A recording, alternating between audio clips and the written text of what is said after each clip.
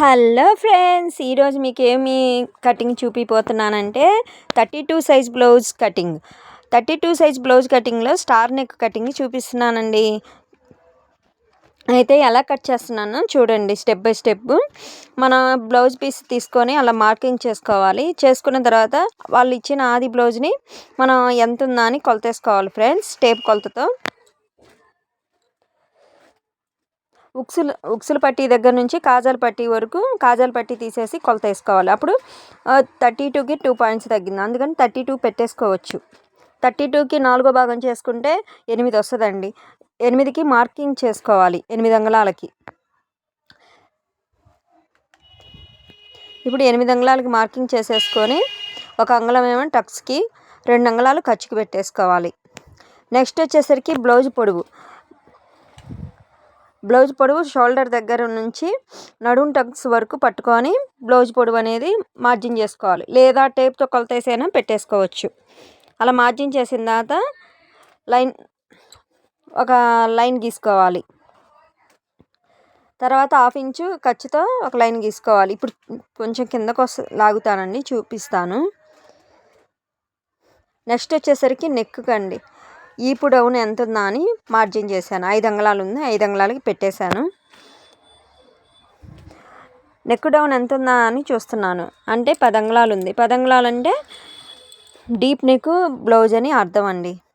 32 బ్లౌజ్కి వచ్చేసరికి 5.5. అలానే షోల్డర్ వచ్చేసరికి 5.5 పెట్టుకోవాలి. సంక డౌన్ వచ్చేసరికి 5.5 పెట్టుకోవాలి. మనకి చెస్ట్ మార్కింగ్ రావాలంటే 4 అంగుళాలు పెట్టేసుకోవాలి. అప్పుడు 4 అంగుళాలు కలిపితే 36, 4వ భాగం చేసేస్తే 9 వస్తుంది. ఇప్పుడు మనం షోల్డర్ దగ్గర నెక్ డౌన్కి 2 అంగుళాలు పెట్టుకుంటాం. నెక్కి షోల్డర్ దగ్గర నెక్కి 2 అంగుళాలు పెట్టుకుంటాం. నెక్ డౌన్కి వచ్చేసరికి 2.5 పెట్టేసుకుంటాము. పెట్టేసుకున్న చెస్ట్ మార్కింగ్ వచ్చేసరికి 9 అంగుళాలు పెట్టేసుకోవాలి. మన షోల్డర్ దగ్గర నుంచి క్రాస్గా మార్జిన్ చేసుకోవాలి ఫ్రెండ్స్.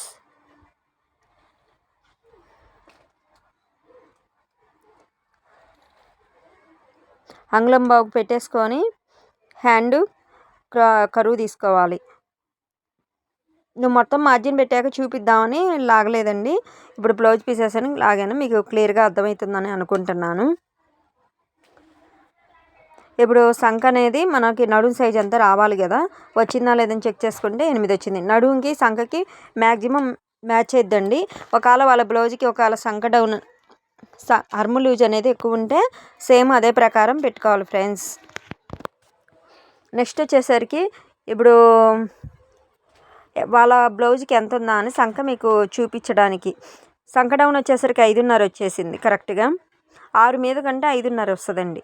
నెక్స్ట్ వచ్చేసరికి హ్యాండ్ సంఖ వచ్చేసరికి ఎంత వచ్చింది, లూజు 8 వచ్చింది. మీకు హ్యాండ్ సంఖకు వచ్చేసరికి 8 వచ్చిందని చూపించాను. టేపు కొలతలకి ఆది దానికి ఏమి రిమార్క్ లేదు అని చూపించడం కోసం కేవలం కొలతేసి చూపించాను. ఒకవేళ మనం టేపు కొలతలు పెట్టాక వాళ్ళ బ్లౌజ్కి తేడా ఉందనుకోండి, అప్పుడు మనం అడ్జస్ట్మెంట్ చేసుకోవచ్చేసి. ఇప్పుడు ఆది బ్లౌజ్ పెట్టేసి నేను టేప్ కొలతలు పెట్టాక ఏమైనా డిఫరెంట్ ఉందా అని మీకు చూపించడం కోసం మళ్ళీ నేను బ్లౌజ్ వేసి చూపిస్తున్నాను ఫ్రెండ్స్. ఏమి తేడా ఏం లేదు, అందుకని చెక్ చేసేసి తీసేసాను. ఇప్పుడు మనం స్టార్ నెక్కి మార్జిన్ చేసుకోవాలి.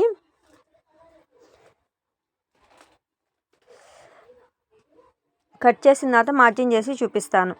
అలా కట్ చేసుకుంటాం కదా.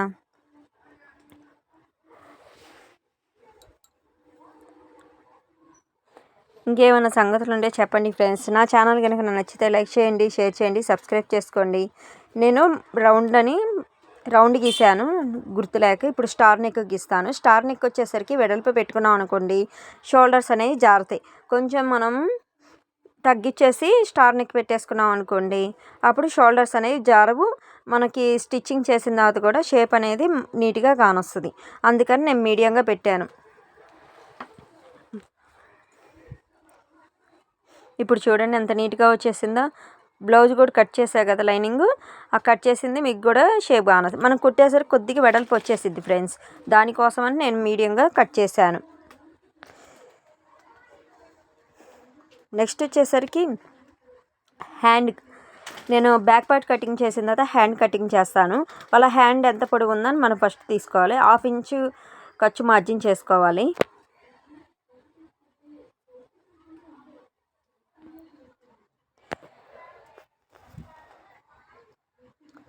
హాఫ్ ఇంచ్ ఖర్చు మార్జిన్ చేసుకున్న తర్వాత బ్లౌజ్ హ్యాండ్ ఎంత పొడవు ఉందని చెక్ చేసుకోవాలి. షోల్డర్ జాయింట్ దగ్గరికి ఒక మార్జిన్ గీసుకోవాలి ఫ్రెండ్స్. తర్వాత హాఫ్ ఇంచ్ ఖర్చు పెట్టేసుకొని మళ్ళీ మార్జిన్ గీసుకోవాలి.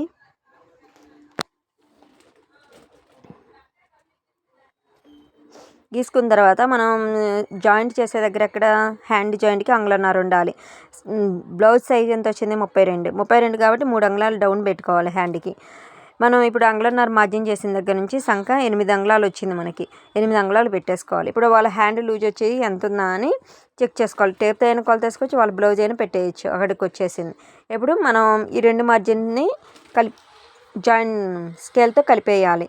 ఇప్పుడు పైనుంచి మనం హ్యాండ్ మార్కింగ్ చేసుకోవాలి. ఇలా మార్కింగ్ చేసిన తర్వాత మళ్ళీ నేను 6 స్కేల్ పెట్టి చూపిస్తున్నాను. నేను ఏమన్నా తేడా గీత గీసానా అని చూపిస్తున్నాను. అలా హ్యాండ్ మార్జిన్ చేసుకోవటం అయిపోయిన తర్వాత మనం కట్ చేసుకోవాలి. హ్యాండ్కి వచ్చేసరికి ముక్కలు పడతాయండి. నేను హ్యాండ్ కట్ చేసిన తర్వాత అక్కడ క్లాత్ ఉంటుంది కదా, ఆ ముక్కల్ని హ్యాండ్కి జాయిన్ చేస్తాను ఫ్రెండ్స్. ఇప్పుడు మనం ఫ్రంట్ పార్ట్కి వచ్చేసరికి కరువు తీసుకోవాలి కదా హ్యాండ్కి, అందుకని అంగళానికి మార్జిన్ చేసుకొని అంగళం దగ్గర నుంచి మనకి ఎక్కడి వరకు వచ్చేసింది 7.5 వచ్చింది. ఆ రెండింటికి మధ్యలో మార్జిన్ పెట్టుకోవాలి హాఫ్ ఇంచ్కి. ఇప్పుడు ఆ 2 గుర్తుల్ని కలుపుకుంటూ మనకి 8 అంగుళాల గుర్తుకి 8 అంగుళాల మార్జిన్ దగ్గర కలిపేసుకోవాలి. అలా కలిపేసుకొని కరువు తీసుకోవాలి ఫ్రెండ్స్. ఇప్పుడు హ్యాండ్ అనేది అయిపోయింది.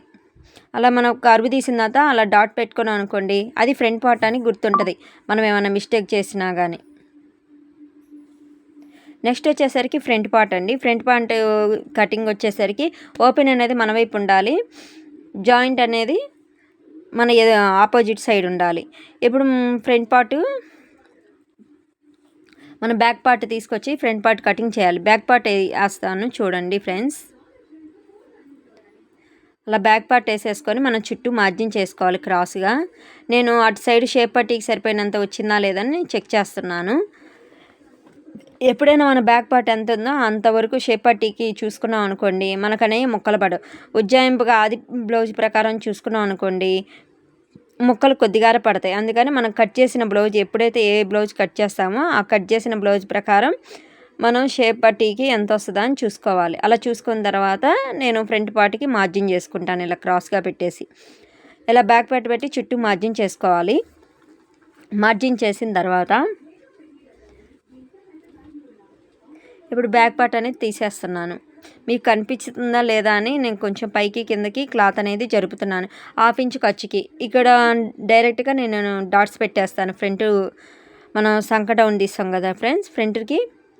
ఇప్పుడు మనం బ్లౌజ్ వచ్చేసరికి షోల్డర్ దగ్గర నుంచి ఉక్సులు పట్టీకి పెట్టుకొని చూడాలి. షోల్డర్ దగ్గర మనం ఎక్కడైతే జాయింట్ చేసామో అక్కడి నుంచి ఉక్సులు పట్టీని మనం పెట్టాలి. అలా పెట్టిన తర్వాత చూడండి, నేనేమి లాగలేదు. అంతకుముందు వీడియోలో మీకు క్లారిటీగా కనిపించలేదని ఈసారి కొంచెం ఇబ్బంది అయినా కానీ వీడియో చాలా జాగ్రత్తగా తీశాను. అలా మార్జిన్ పెట్టేసుకొని మనం లైన్స్ కలిపేసుకోవాలి. పైన షోల్డర్ దగ్గర 2 అంగుళాలు వస్తుంది, కింద వచ్చేసరికి 2.5 వస్తుంది. మనం బ్యాక్ పార్ట్కి వచ్చేసరికి స్టార్ నెక్కే పెట్టాం కాబట్టి ఫ్రంట్ పార్ట్కి వచ్చేసరికి స్టార్ నెక్ పెట్టాలి. ఇప్పుడు అక్కడ నుంచి మనం ఎక్కడైతే మార్జిన్ చేసామో అక్కడ నుంచి 4 అంగుళాలకి ఉక్సులు పట్టీ వైపు 4 అంగుళాలు పెట్టేసుకోవాలి. 4 అంగుళాలు మార్జిన్ పెట్టేసుకున్నా. నెక్స్ట్ ఏం చేయాలనుకుంటున్నారు, షోల్డర్ దగ్గర నుంచి ఎదురు డాట్కి ఎంత డాట్ పెట్టుకోవాలని చెక్ చేసుకోవాలి. షోల్డర్కి మనకి ఎదురు టక్స్కి ఉన్న డాట్ని పట్టుకొని చూపిస్తున్నాను. ఇప్పుడు మనం జాయింట్ దగ్గర ఒక మార్కింగ్ చేసి హాఫ్ ఇంచ్ మార్జిన్తో మళ్ళీ కింద మార్జిన్ చేసుకోవాలి. అలా గుర్తుపెట్టేసుకోవాలి. నెక్స్ట్ వచ్చేసరికి నడుము వైపు కూడా మార్జిన్ చేసి చూపిస్తున్నాను. నేనైతే అసలు నడుము వైపు నేను ఎప్పుడు మార్జిన్ పెట్టను, ఉజ్జాయింపు మీకు డౌట్ లేకుండా ఉండటానికి అలా పెట్టేసుకుంటాను. క్లియర్గా అర్థమవుతుంది కదా ఫ్రెండ్స్. ఎలా స్కేల్ పెట్టేసి కలిపేస్తాను. అదే ఆది బ్లౌజ్ అనుకోండి, మనం డైరెక్ట్గా 2 అంగుళాలు మడత పెట్టేసుకొని మొత్తం మార్జిన్ చేసేసుకొని కటింగ్ చేసేసుకుంటాం. ఇప్పుడు బ్లౌజ్కి ఉక్సులు పట్టి కాజాల పట్టి వైపు మన చెస్ట్ టక్స్ ఉంటాయి కదా ఫ్రెండ్స్. చెస్ట్ టక్స్ వచ్చేసరికి మనం ఉక్సులు పట్టి వైపు చూసుకోవాలి. ఎన్ని అంగుళాలు వచ్చినాయంటే 3 అంగుళాలు వచ్చినాయి. అప్పుడు ఏం చేయాలంటే మనం 4 అంగుళాలు పెట్టుకోవాలి. 4 అంగుళాలు పెట్టుకుంటే స్ట్రైట్గా పెట్టుకున్నప్పుడు 4 అంగుళాలు వస్తుంది, క్రాస్గా అయితే 3.5 వస్తుంది. మనం కుట్టేసరికి 3 అంగుళాలు వస్తుంది. అప్పుడు కరెక్ట్గా ఎట్లాంటి వాళ్ళకైనా వాళ్ళ బ్లౌజ్ని బట్టి మనం టక్స్ని పెట్టుకున్నాం అనుకోండి, ఎగ్జాక్ట్లీగా కుదురుతాయి టక్స్ అనేవి. చాలామందికి ఎదురు టక్స్ అనేవి కుదరవు. నేను చెప్పిన ప్రాసెస్లో అయితే మీరు కట్ చేసి స్టిచ్చింగ్ చేశారనుకోండి, సూపర్ ఫిట్టింగ్ వస్తుంది. ఎలాంటి వాళ్ళకైనా బ్లౌజ్ కుదరలేదు, చాలామంది 2-3 నా దగ్గరకు వచ్చేసి స్టిచ్ చేయించారండి. ఎదురు టక్స్ కానీ బ్లౌజ్ కుదరటం కానీ ఎటువంటి రిమార్క్ అంటూ రాలేదు. నేను కుట్టేది తక్కువైనా కానీ నేను కుట్టినవి మాత్రం పర్ఫెక్ట్గా వస్తాయండి. ఒక సిస్టర్ వచ్చేసి బ్లౌజు ఒక 1 వీక్ కింద కుట్టించేసుకుంది. తనకి ఎక్కడ కుట్టించుకున్నా కానీ ఎదురు టక్స్ అనేవి కుదరవంట. సరే నా దగ్గర ఒకటి కుదిరితే కుట్టించుకుందా అని, లేకపోతే లేదు అన్నాను. తను వచ్చేసి బ్లౌజు కుట్టించుకుంది, ఇంటికి తీసుకెళ్ళి వేసుకొని చూసింది, బాగానే ఉందండి. ఇవాళ వచ్చేసి మనీ ఇచ్చేసి వెళ్ళింది ఫ్రెండ్స్. నేను కటింగ్ చేసే విధానం జెంట్స్ కటింగేనండి, లేడీస్ కటింగ్ ఏం కాదు. అంటే టేప్ కొలతలతో కట్ చేస్తున్నానంటే బ్లౌజ్ అనేది ఫిట్టింగ్ అనేది బాగా వస్తుంది. కొంతమందికి అంటే ఆది బ్లౌజ్తోనే ఫిట్టింగ్ వస్తుంది.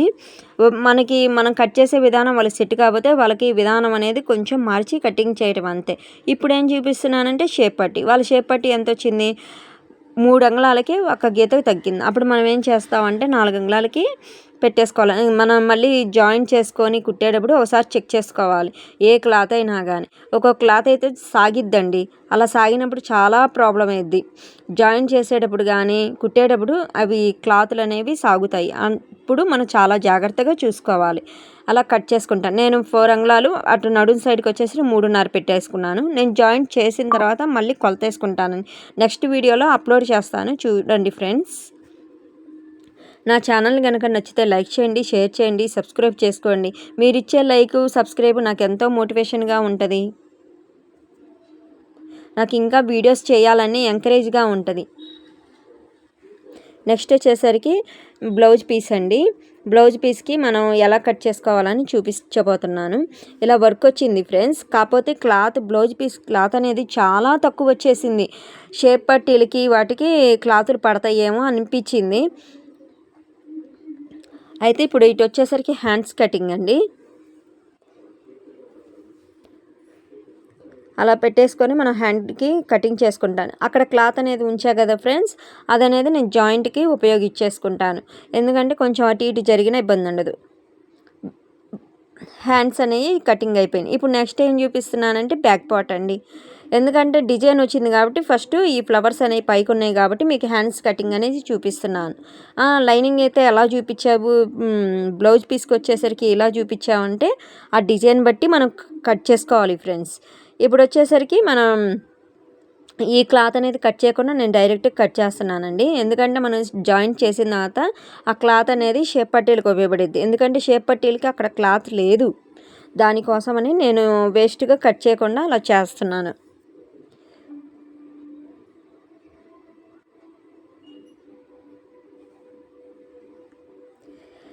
నెక్స్ట్ వచ్చేసరికి ఫ్రంట్ పార్ట్కి అండి. ఫ్రంట్ పార్ట్కి వచ్చేసరికి అటు క్రాస్గా వేయడానికి రాలేదని రివర్స్లో వేసాను.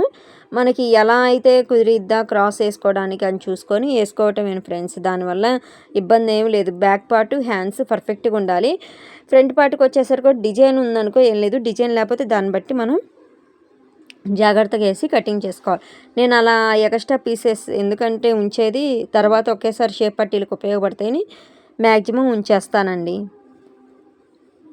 మీకు ఏమైనా డౌట్స్ ఉంటే కామెంట్ బాక్స్లో పెట్టండి, నేను రిప్లై ఇస్తాను చూడంగానే.